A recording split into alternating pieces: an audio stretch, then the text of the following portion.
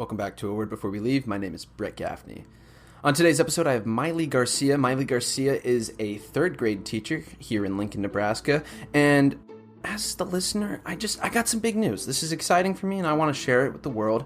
As some of you might know, I'm an actor. That's the main career that I'd like to pursue and chase, and hopefully make money and start a family and a living wage off of. Now, as fun as that sounds, it's also quite difficult. So I just recently made the transition and move to Los Angeles, California. So I'm currently sitting here editing my podcast, recording this introduction to the podcast in my brand new Los Angeles apartment. It's exciting. The energy's great and high. So this is my last in-person interview in Lincoln, Nebraska. But enough about me. Let's just start off with Maylee introducing herself, and we'll get right into the show. As always, thanks for listening, and I hope you enjoy this one. And as a reminder, if you guys are enjoying A Word Before We Leave, I love to interact with the audience, and I love to interact with the listener, which is you. So if you have any recommendations, you can follow me on social media at brett.gaffney, and I do plan on making a website and a social media account for the podcast itself, so that it's better to interact with. Other than that, Maylee, take us away. Hi, guys. So, Maylee, I'm just going to dive right into this once that car passes by. Okay, Maylee, I'm going to dive right into this. Welcome to the first segment. This is Word of the Day. So, if you don't know how this works, I'm going to read you a word from Merriam-Webster, not sponsored, and then you're going to come up with a sentence based on the definition. Okay. Sounds good? I can do that. Okay, so today's Word of the Day is alleviate. Alleviate means to make something less painful, difficult, or severe, or to partially remove or correct. The example sentence from Merriam-Webster, not sponsored, is, Mom's suggestions for ways to alleviate some of my cold symptoms included her special tea and plenty of sleep. So now I'll give you some time to think about a sentence, and then you can give it to us, and then I'll give you mine. Okay, sounds good. Well, I'll just go easy. To alleviate the pain of a headache, I take Tylenol. Very nice. And for me, my sentence will be, I wanted to alleviate a sense of pain after I stubbed my toe into the door. Nice. Thank you. Yes. Thank you. Very good. Okay, now that I got you all warmed up and ready for the podcast, why don't we dive into it? So we were talking before this that you had maybe different directions you wanted to go when you were studying and figuring out what you wanted to do as a career and where you wanted to go after graduation. Right. So how did that look? So I teach third grade now. I am an elementary teacher here in Lincoln, and I went to school for education all 4 years. But somewhere along my second or third year, I started feeling kind of lost and just like stuck. I didn't really know if I wanted to continue with what I was doing. So I felt... I've always felt like I could do more than just be a teacher, but now being a teacher, I am doing a lot more than I imagined I would be back then when I was struggling.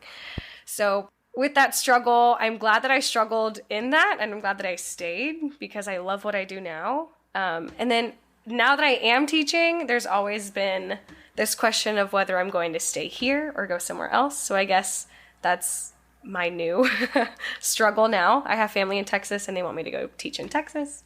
I don't really know what I want to do. So you're currently teaching third graders right now. What does your day normally look like prepping for teaching for students? Okay, so this is perfect talk because we just had open house. We start school on Monday. So my usual routine, I wake up at 6 in the morning, which is kind of awful, especially after coming from summer break. But I wake up, I brush my teeth, eat breakfast, get ready for the day. I listen to my horoscope every day. I try to meditate. I don't do it every day. I should do it every day. But I listen to music, just like pump up music that I like, that gets me ready for the day.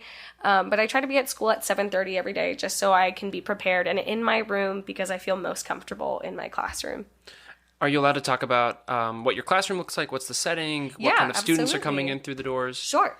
So my classroom I have a theme, and it's Hello Sunshine. I like, my favorite color is yellow, so I love the sun. I love all the bright colors. So right now I have a color scheme of yellow, orange, pinks, light greens, light blues, those pastel colors. And so my room right now is decorated in all of those colors. I have little suns everywhere with my students' names on it. Let's see, I have like carpet spots where my kiddos can come down and be on the carpet with me. I have a little reading nook where they can go and just like take a break if they need it, go read a book whenever it's reading time. I have whiteboards in my room. Like I have big whiteboards where they can have their own little private study session if they need it, if it's allowed during the day, stuff like that. The school that I teach at, we have a very diverse group of students, which I love because I am Hispanic.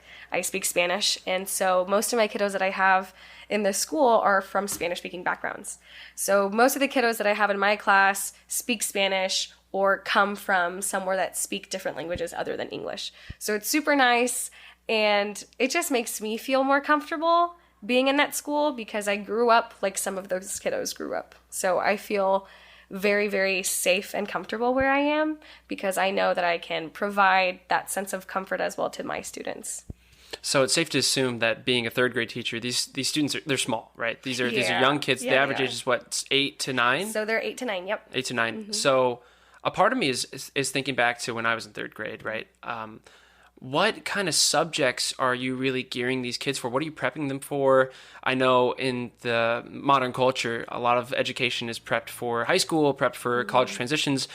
Do you have any opinions on standardized testing? Do you have any opinions on how that affects the youth at such a young age in the elementary?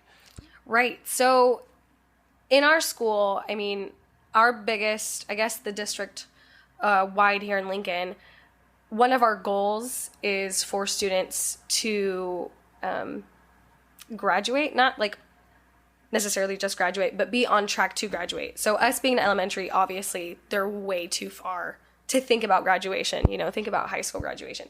So our goal is to get them in the right path to graduate. So I teach all subjects. I teach math, reading, writing. I teach unit studies, which is our science, our health, our social studies. I teach everything. Do you have a favorite? Math and all that. Or music, sorry. I do have a favorite. I love math. I do. I like math a lot. Reading, I am learning to love. I always struggled with reading when I was younger, but I have found like teaching it, I guess, brings me back to when I was in elementary school. So it's nice to be teaching it now because I can see what my teachers were trying to do back then. And I'm trying to get my students to also feel or learn to love reading just as much as I am. Do you have any stories from the classroom that you'd like to share? Oh my gosh. Sure. So I started teaching back in January. That was my first year teaching, but I have been at this school that I am right now since I started college back in 2017. Started working there in the after-school program. And, oh man, there's so many things that have happened in that school. I know one of my very first years, the students were talking in Spanish. And they obviously didn't know that I knew. They barely met me. And I just said, hey, I'm Miss Garcia. Like, I didn't speak in Spanish, nothing. So obviously they didn't know. But I would walk by and you would, like, hear them whisper talking in Spanish. And I would, peep through and just be like, oh my gosh, talk in Spanish with them. And they would, like, completely shocked. So that was fun to notice. And I have that at least once or twice a year that happens when I get new students. I actually had that happen today. I had a new student who's new to our school, and I heard his mom talking in Spanish, so I replied in Spanish, and his eyes just went huge. That's got to be powerful as a kid to see someone that speaks your home language, especially with some of these kids that are coming in.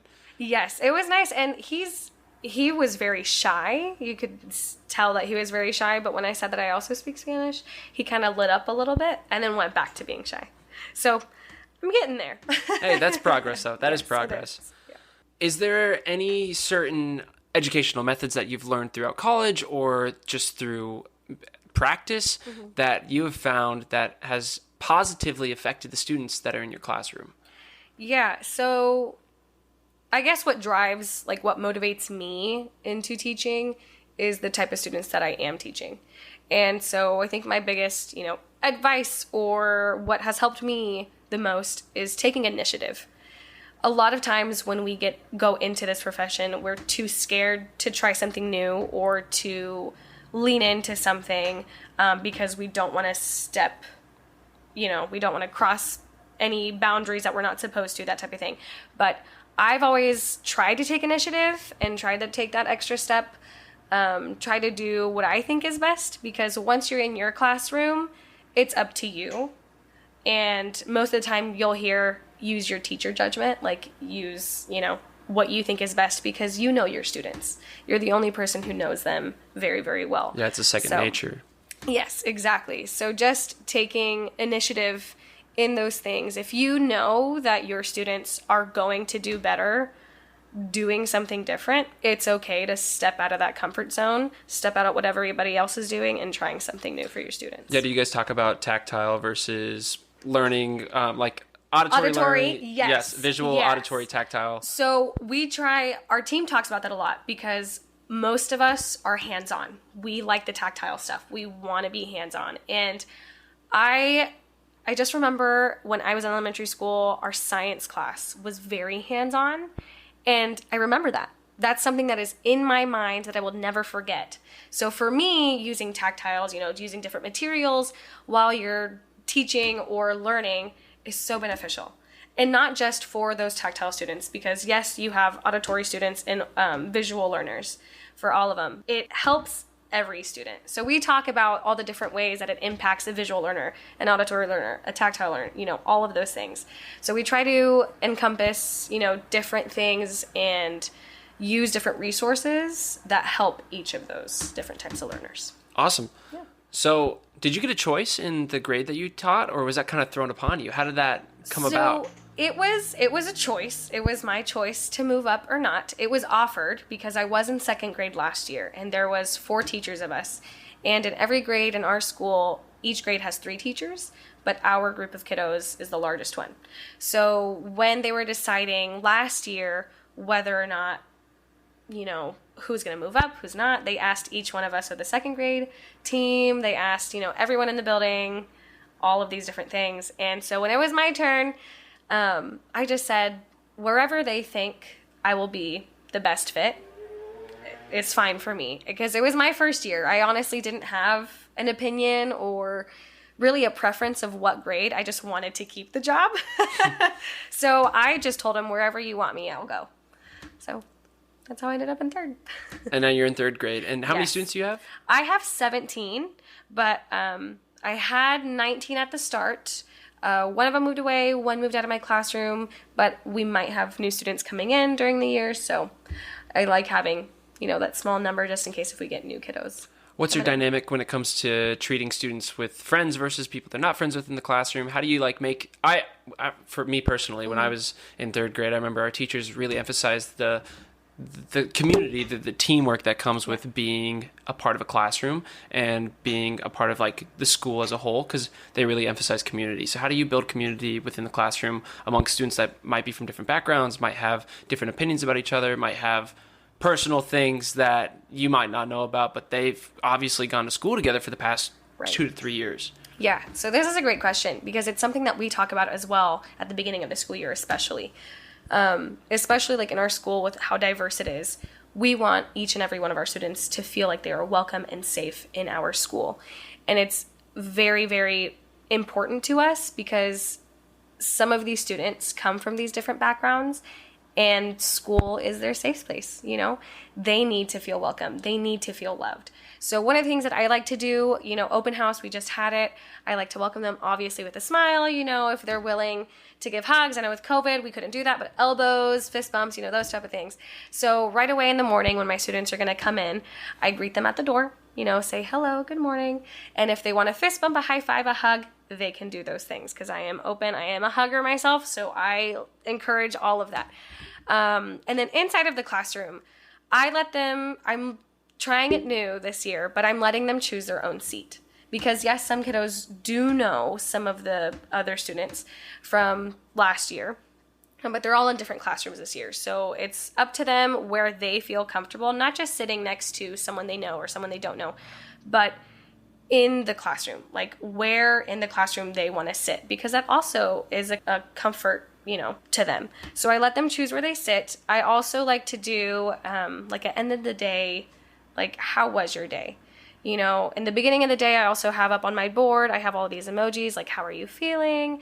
I also tell them if you're feeling sad or mad or anxious, you can come talk to me whenever you want, you know, that type of thing. At the end of the day, I do this like circle, especially if we really need it. In years past, even when I was in my practicums or student teaching, if students were struggling, like being a community, being a classroom, that classroom family, we would sit them down and just share what's happening. I think of the show New Girl, that Jess has her feeling stick. I don't have a feeling stick, but we pass around, you know, something. Like either like a beanbag or like I have little stars, you know, those type of things. Like whoever has it gets to speak and share what they're feeling. We can't name names, you know, that type of thing, just to keep it private for them as well. But I like to do that with my kiddos. I call them my kids. I don't have kids of my own. They are my kids. So I feel like that's a comfort thing as well. It makes them feel comforting. I also call them team. I don't like to call them friends. Don't want to give them the wrong idea. Sometimes you are their friend, but I think just calling them friends is probably not the best idea. So I call them a team, because in the classroom, you are a team.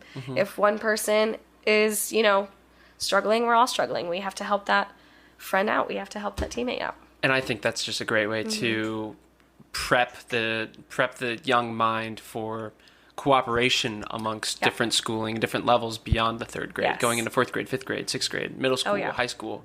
I think you're setting groundwork, like a solid foundation for them to build upon. And I think that's beautiful, the way that you just described that. Thank you. Of course. Thank you. So now I think this is a good little segue to go into a classic wordplay, which is a game that I have played with a few guests in the past. It seems to be a popular segment, and it's been asked to come back. So I'm bringing it back. So I'm going to say, so both of us are going to say a word at the same time. Right. I apologize to the listener. I always apologize, but no one seems to be mad about it, because we're going to talk over each other. That's the point of the game. Right. So anything that you can think of, I'm going to count down to 3, and you're just going to say the first word that comes to your mind. Nothing that you can see, and the goal is to not repeat any words that we've said. That's right. So we want to get to the same word as fast as possible. Okay. So I'll give you, you can think of the first word, and I'll think of the word, because I'm going to need a second to think of something. All right. Sounds good. This is me. It can't be something I see, right? Nothing in the room. Okay, nothing in the room. Nothing that we've talked about recently. Just try to, like, the point is as random as possible, because then we can find a common ground. Gotcha. We have to be on the same level, though. That's the point. Okay. I have to think of a word. Got it. Okay. 3, 2, 1. Rice. Rice. Okay. Rice and ranch. Rice and ranch. I got it. I don't know if I have it. 3, Okay. 2, 1. Food. Whoa! Ladies and gentlemen, that was the fastest game of wordplay ever documented on A Word Before We Leave. That was 2 rounds. It started with rice and ranch and brought us back to food. Wow. That was really good. You know, I'm honestly impressed that I got that recorded, because our reactions just spiked. That was really good. immensely. I was very loud. I'm so sorry. So was I. We were both very loud. For the listener, both of our eyes just went very wide. Yes. Because we're currently in Maylee's apartment, sitting at her kitchen table. So if you also hear any cars driving by or the sound of a fan in the background, right, it's just or squeaking. It's just it's the chair. moving in the chairs. I've noticed that Maylee's big on talking with her hands. If she's bumped the microphone a few times, that's just a part of. It's a part of the naturalism. That's a part of what makes this present and real. So yes, that's what I did separates mention I was us. Hispanic. Talk with my hands. Of course, it's what separates us from the rest of the podcast. Right. Should Well, we do another one? might as well. Usually these last like 5 to 10 minutes. That's true. It's true. Okay. I got a word. Okay. 3, 2, 1. Rainbow. Tangelo. What did you say? Tangelo. I have no idea what that is. It's like a citrus. Okay. Tangelo and rainbow? Yeah, I don't. Okay. Okay. 3, 2, 1. Orange. I mean. You know, if you were playing along back at home, maybe there's a connection here. Maybe you got that word too. Nonetheless, I think that's a perfect segue back into the questions. Great. So now that we're halfway through the podcast, I'd say it's time to dive a little deeper into who you are as a person, more so outside of the teaching subject, so we can maybe understand the philosophy of life that you're sharing with your students subconsciously. Right. What's your favorite memory as a kid in the classroom? Favorite memory? Growing up. It could be recess. It could be a lunch thing. I want you to put yourself back in third grade. You are a third grader. Tell me a story from when you were in third grade that you can remember. Well, when I was in third grade, that was the year that I got glasses. And my glasses were they were the metal frames, and they were circles, and they were cheetah print. Oh. It was very outside of my comfort zone. I was very nervous to pick out these glasses because obviously I didn't want my classmates to make fun of me for. I don't remember if anyone ever made fun of me for it. That I don't remember. But I was very self-conscious of wearing those, and now looking back, horrible choice of glasses. But that was the year I got glasses. Another favorite. I was one of 3 or 4 Hispanic kiddos in my school because I grew up in a very small town, Lincoln, Nebraska. And I just always remember feeling, very comfortable in my class speaking about me speaking Spanish, me going to Mexico, my family, my background, all of that. I never felt like the odd one out. So that was very nice. And how many Hispanic kids were in the third grade class with you? I don't remember. I don't know if anyone... I don't remember how many were in my class, but I graduated with 4 other Hispanic kiddos. How big was your graduating class? 70, 72, wow. I think. That's a and we were one of the difference. we were one of the bigger classes. My graduating class was 512. Oh. Yeah, but yeah. I'm from the outside of Kansas City, so it's a little bit different than being in Ogallala, Nebraska, yes. which is a lot smaller of a town. town. Yes, it's 5,000 people. Yeah, and that's about the size of my high school. Yeah. Ouch. No shame. We love all people from all parts of the world. That's true. It's true. Okay, so what is something that you were told growing up that maybe changed the way you viewed teaching in general, or changed the way you viewed education? Because I think education is a very important subject. It's the foundation for society. It's the foundation for language. It's the foundation for human progress. Yeah. So what is something that made you even start to comprehend the idea of you being a teacher, you being able to mold the minds of the youth? Just from a very young age, education was important in my family. My parents both came from Mexico, and they finished school. They finished, their high school, their prep school. Both of them did, but they didn't move on after that.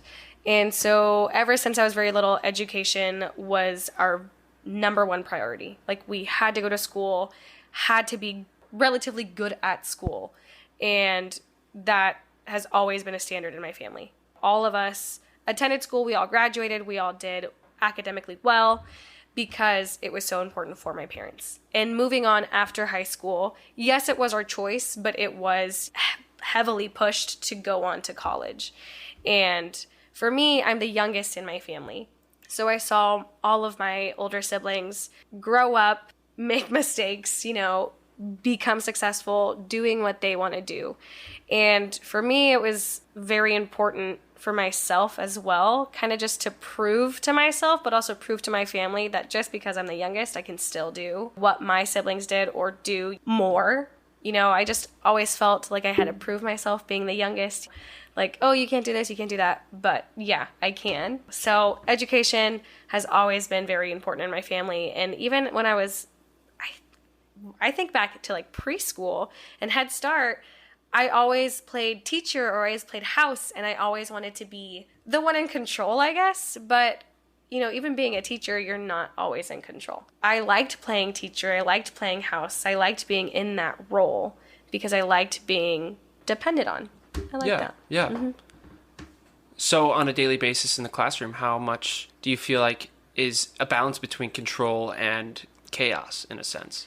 So we like to use the term controlled chaos. There's a balance that you can have with control and letting the students have control, because that is very important, especially as they grow older. They need to learn how to form their own thoughts, problem solve by themselves, be more independent. And in third grade, there's a big switch from second grade into third grade and into fourth grade with independence. So letting go of your control and having your students do more is one of the priorities in school. There's in teaching for all of us, we want the students to be doing more of the talking instead of us. Like, we don't want it to be like a lecture class in college. We don't want the professor being up the whole entire time at the board talking to you about whatever subject it is. We want the students to be up there teaching us, basically, teaching us and the rest of the class. We want them to talk to each other, not just to us when they have issues. We want them to be in control of their learning. There's something poetic about using the multiple senses to show the teacher that you know what you just learned, communicating the same concepts that you were just taught to the person sitting next to you, or speaking it out loud, or telling it back, or asking questions. How do you find involvement in students that don't normally interact with the classroom as much as some others might? Right. One of our biggest goals in our school especially is 100% participation. And that's something we want, essentially just what that is, 100% participation in the classroom. We want every student to be engaged. We want every student, raising their hand or drawing on their whiteboards or writing something down, that stuff. So a lot of the tools, resources, things that we use, strategies that we use incorporates all students, because we want all of them to be participating. And that can be, putting them in groups of 3 or 4, or even in partner groups. We want them to feel comfortable. So before asking a question to the whole class, we want to ask them the question, but then turn to a partner or turn to the group and discuss it with them so they feel more confident and more comfortable sharing that out loud afterwards. We also use something called Stop and Jot so that everyone can write something down, whether it's on a sticky note, your whiteboard, a piece of paper, whatever it is, So there's a lot of strategies that we use to get those kiddos involved and participating in the classroom. Okay, so now I'm going to move to a segment called A Word In. I'm going to have people call in, and the topic for the Word In for today is, tell us one of your one-sentence favorite memories growing up as a kid. When I was in elementary school, I don't remember what grade it was, but I was old enough that I was taller than everyone else. We used to do this thing where we would all gather on one side of the gym, and the lunch lady would take a bucket of fruit roll-ups and just chuck them to the other side of the gym, and you got to keep what you caught. And since I just hit a growth spurt and I was tall, I caught over half of them, and I caught so many that they made me give all of them back and then sit on the side. I guess that's not really a happy memory, but I still got fruit roll-ups in the end, and I felt invincible. Yeah, that is all. Okay, so elementary school was literally the best. Before middle school and high school, before all of the hormones started coming and I started going through puberty, I was a very extroverted kid in kindergarten through 6th grade. And then, story changed when I hit 7th grade. But my favorite memory is I was in Mrs. Sinnett's 6th grade classroom, and we were going over vocabulary words, and we would have to write a sentence with a word after we were given the definition of it. And we were going around the class sharing our sentences that we had written. And I really, really wanted to say my sentence for the word rank, R-A-N-K, rank. And I was raising my hand. I wanted Mrs. Sinnett to call on me. I was looking at her dead in the eyes, my arm erect in the air. And she was like, okay, Emma, what's your sentence? I put my hand down and I look in my paper. And I'm like, my dad's poo smells rank. And the whole class just, loses their shit. And you could say that I peaked in that moment. Yeah, so elementary school was pretty cool. Right now, what the memories that stick out to me about elementary school would definitely be the field trips, just the whole energy around the field trips. The bus ride there was always such a good time.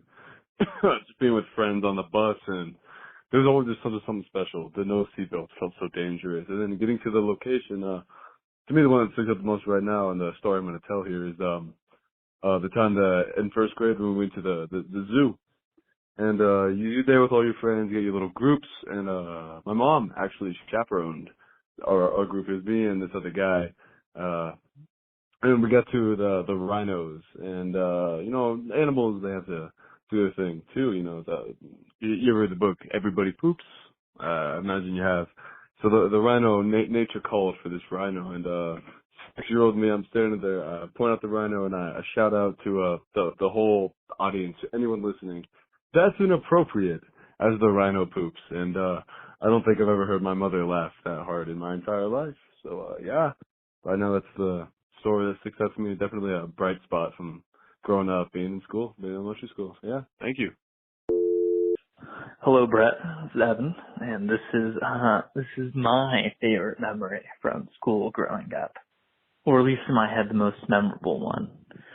I had just moved to Kansas City. It was about 7th grade, and for a school project, for the first time ever, there was 3 options. Either you could write a paper, you could do a skit, or you could make a little video.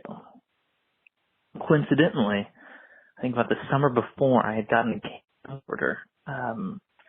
I don't know, maybe from a birthday or Christmas or something where I've good at gotten a gift, but I hadn't really used it yet. I played around with it, but I wasn't really sure what to do with it. So I thought that seemed fun. It seemed like an easy way to do the project.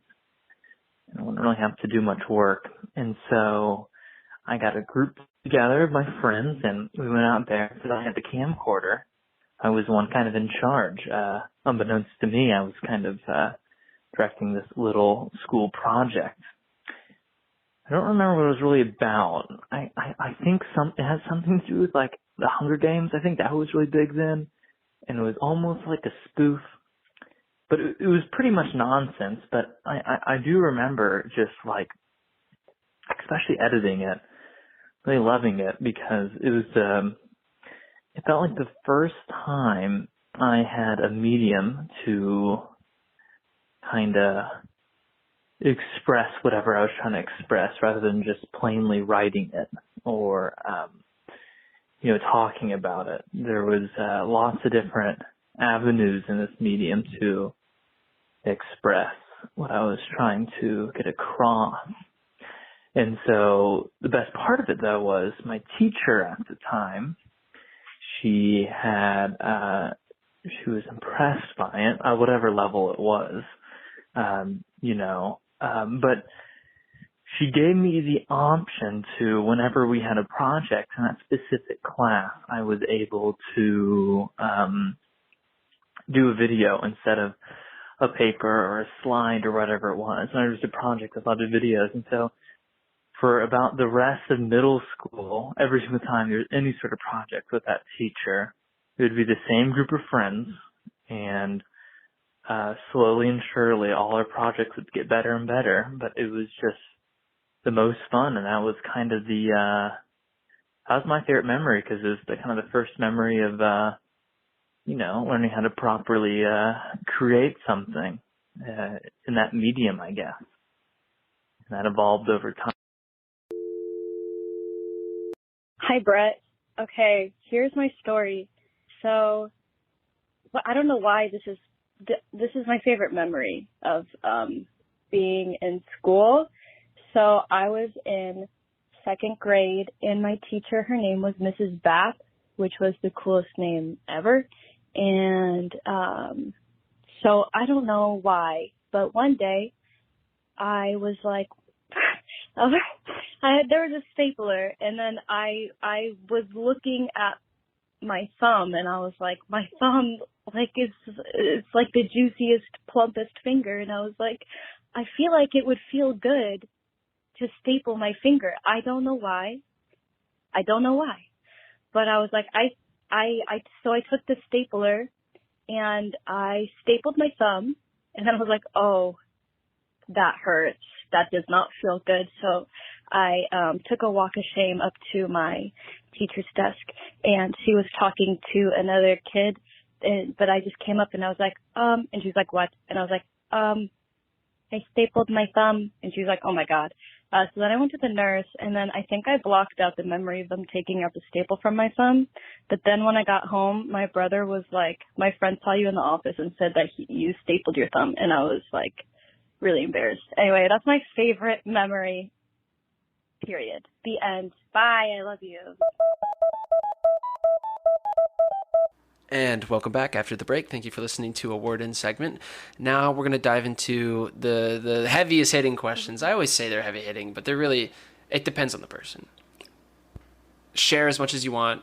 If you're uncomfortable with the question, or if you're uncomfortable with sharing something about it, then feel free to stop, pause, take a moment. You have as much time as you want to think of the questions. Okay. Think of the answers to the questions. Sorry. You can move it. You're good. You're okay. Good. Why do you continue on a daily basis to be a teacher? What drives you daily? My students. I already talked about how diverse our school is, but the students that we have in this school aren't, I don't want to label students, but they're not your normal students, who they just have a different way of viewing life. And sometimes it's worse than what we have seen. So waking up for me is for those students who come from those backgrounds that are difficult, that are different from mine, that are where they are struggling and they might not even know it. Because for them, I'm their teacher, but for some of them, I am like their mother, I am like their older sister, I am someone in their family, I am a friend, I am whatever they need me to be. And I am there every single day for those students, each one of my students, because they need me in some sort of way. Not just academically, not just in a school setting, but just in general. So that's what gets me up in the morning is my students. And before that, I don't really know. Yeah, what got you through the college days? What got you through Oh my gosh. You being a student yourself? Yeah. I've never thought of that before. I guess I like being social. I've always liked going to school because I used to live out in the country. I used to live by a feedlot, and the closest people to us were miles away, and I didn't even know who they were until I was older. So socializing was very important for me ever since we were kids because we lived so far away, and I was only talking to my other siblings or my parents or friends of my parents. So going to school, I would see my friends, and that's where I'd get most of the talking. So school is very important for me because that's where I got to be social. And so I guess in college and before college, waking up, what motivated me to get up was to see those people, see my friends, see my teachers, see, anyone, even new. Like, I loved meeting new people because I get to learn new things, view things from different perspectives. I loved it. So yeah, I guess that's what got me up in the morning before I was teacher. That's awesome. So what is something that if you could interact with the kid version of yourself, the third grader you, what would you tell her? Oh man, that's intense.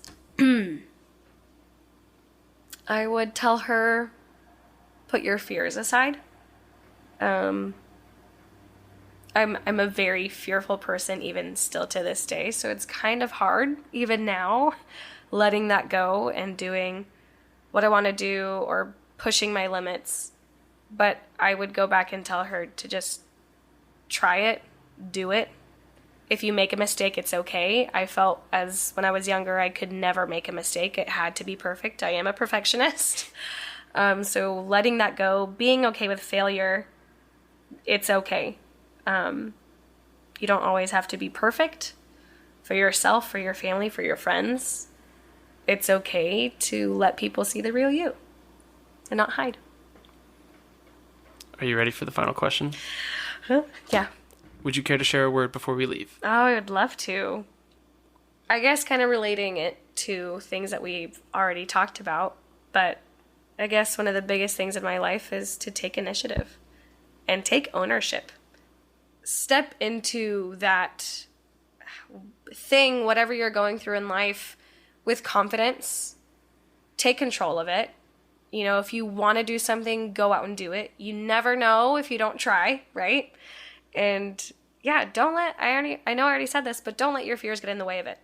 Don't let your thoughts about what other people might be thinking of or might say to you, don't think of that. Push that all aside. Go out and do what you want to do, even if you have your own doubts. Like, push all of that aside and just take initiative. Go for it. Do it. Right on.